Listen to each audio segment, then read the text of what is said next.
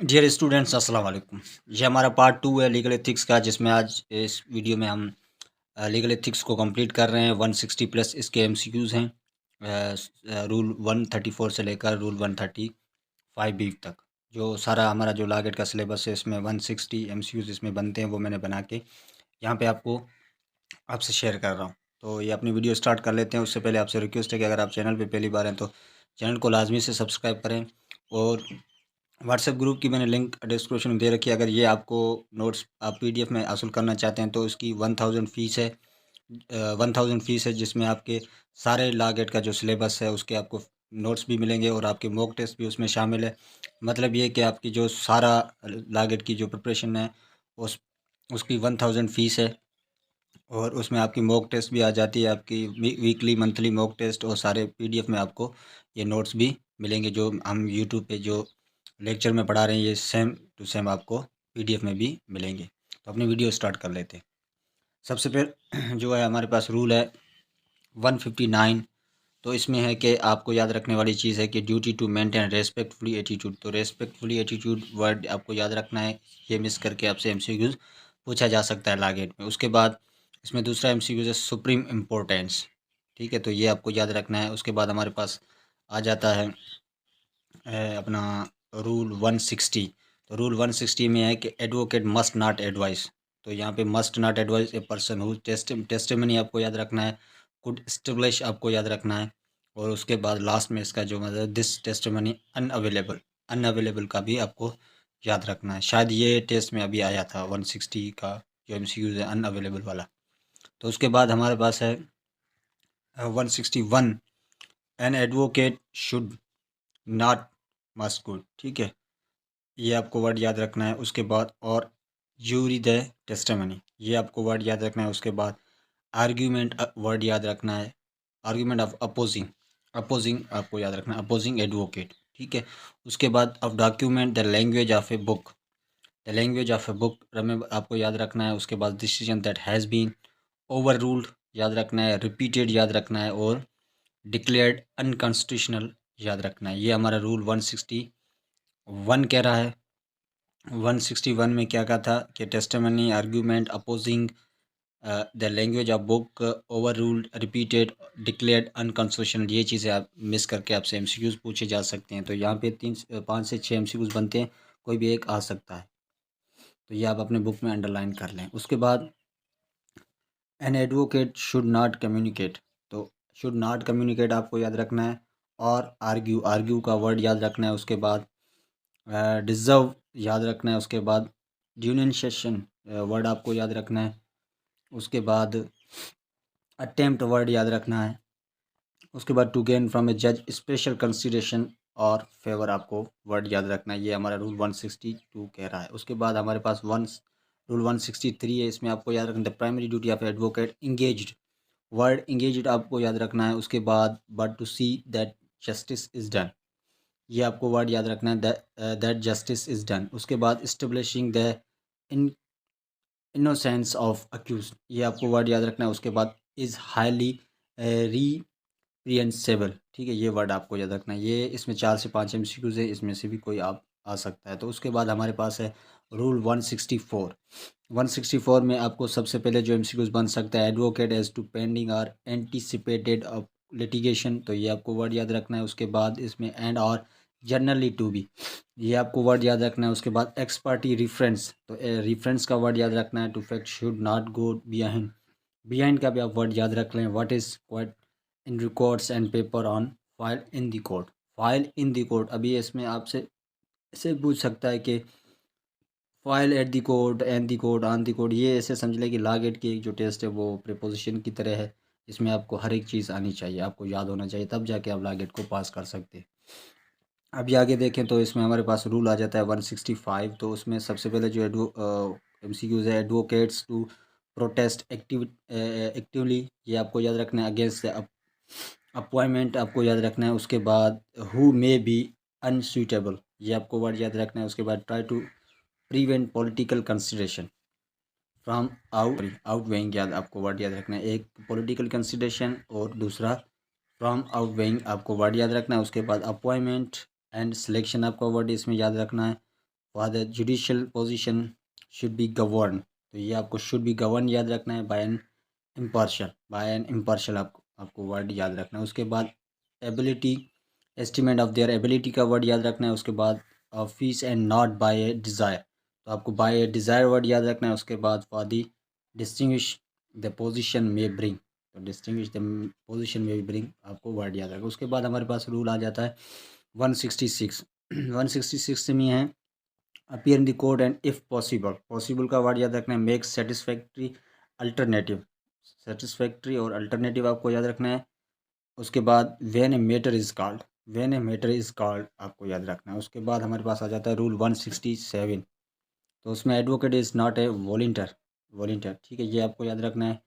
उसके बाद आपको वर्ड याद रखना है officer and if he does so, if he does so ये याद रखना है। उसके बाद ही मस्ट डू आपको वर्ड याद रखना है। उसके बाद रेस्पॉन्सिबिलिटी एंड इम्पार्शली, ये दो एमसीक्यूज़ है, वर्ड याद रखना है।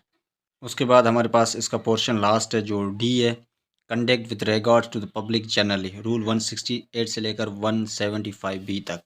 तो इसमें जो सबसे पहले हमारे पास रूल आ जाता है 168, इसमें जो एमसीक्यूज़ बन सकते हैं वो है प्रोसिक्यूट, उसके बाद डिफाइन, मतलब एम्प्लॉयमेंट टू प्रोसिक्यूट और डिफेंड, ये आपको वर्ड दोनों याद रखने हैं। उसके बाद पर्पज़ ऑफ हराशिंग एनीवन, ये आपको वर्ड याद रखना है। उसके बाद delaying any matter, delaying any matter आपको वर्ड याद रखना है। उसके बाद हमारे पास आ जाता है रूल 169, तो सबसे पहले advocate must always treat adverse witness and parties with fairness, सबसे पहले आपको वर्ड याद रखना है विद फेयरनेस, फेयरनेस के साथ due consideration and due consideration, improper speech is not acceptable on the ground, तो ये आपको ग्राउंड वर्ड याद रखना है। उसके बाद safe speaking in his own behalf आपको वर्ड याद रखना है। ये हमारा था रूल 169। उसके बाद हमारे पास आ जाता है rule 170, advocate must decline to conduct a civil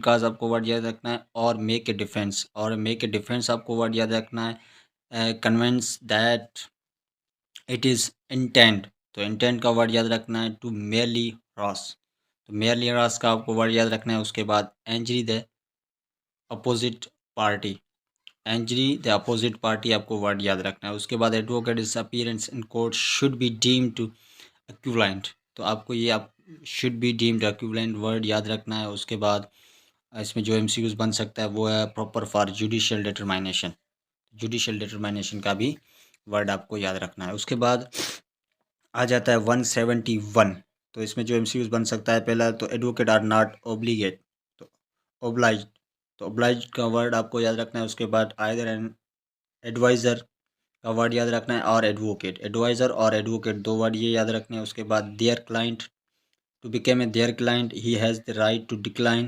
professional employment, their client का वर्ड याद रखना है। डिक्लाइन प्रोफेशनल एम्प्लॉयमेंट का वर्ड याद रखना है। उसके बाद no client and no advocate should render any service, render any service का वर्ड, और advice involving disloyalty, advice involving disloyalty का वर्ड याद रखें। उसके बाद शुड दे वर्ड याद रखना है। उसके बाद बी ट्रायल ऑफ पब्लिक रखना है याद।